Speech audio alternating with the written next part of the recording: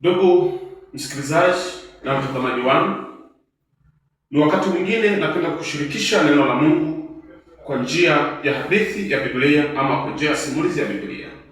Leo tutajifunza maneno ya Mungu kutoka katika kitabu kile cha Mwanzo sura ya 3 na ule mstari wa kwanza hadi ule mstari wa 13. Karibu sana na tuanze. Basi nyoka alikuwa mwerevu kuliko wanyama wote wa mwitu aliyowafanya Bwana Mungu.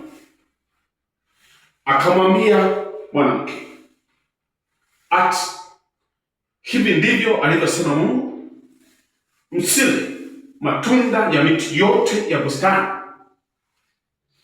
Mwanamke akamwambia nyoka, matunda ya miti yote ya bustani twaweza kula, walakini matunda ya mti ulio katikati ya bustani Bwana Mungu amesema msiyale na wala msiyaguse, msije mkafa.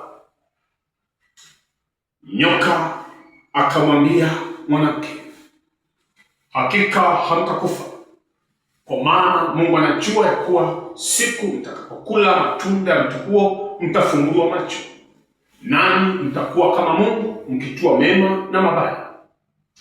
Mwanamke alipoona ya kuwa ule mti wafaa kwa chakula, wapendeza macho, nao ni mti wa kutamanika kwa maarifa, akatwaa katika matunda yake akala, akampa na mmewe, naye akala.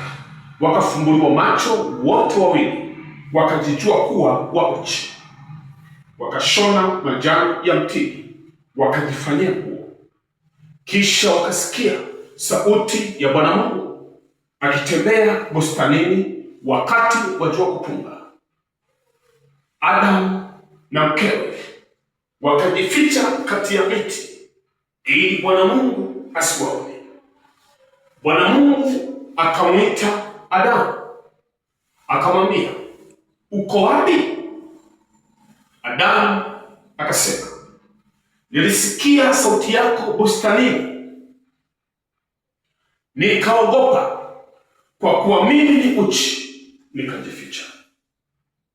Bwana Mungu akamwambia, ni nani aliyekwambia wewe uchi? Je, umekula wewe matunda ya mti niliyokuagiza nikisema usiale?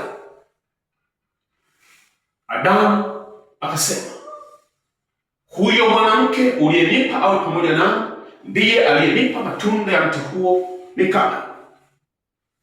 Bwana Mungu akamwambia mwanamke, ni nini hili ulilofanya? Mwanamke akasema, nyoka amenidanganya nikala.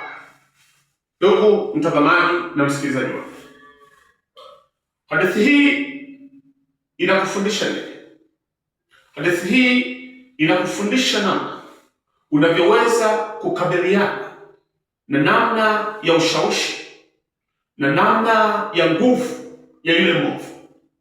Kumbuka, tunapozungumza juu ya vita vya kiroho, mara nyingi tunapozungumza vita vya kiroho ni lazima uelewe vitu vichache, kwamba adui anapotaka kupambana na maisha yako, anapotaka kukuangusha katika mazingira yako ya kiroho au katika mazingira yako ya kimwili, ni eneo lipi adui hushambulia?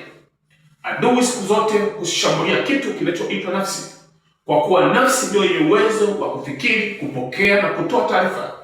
Maana yake adui yeye hushambulia kitu kinachoitwa nafsi kwenye maisha yako.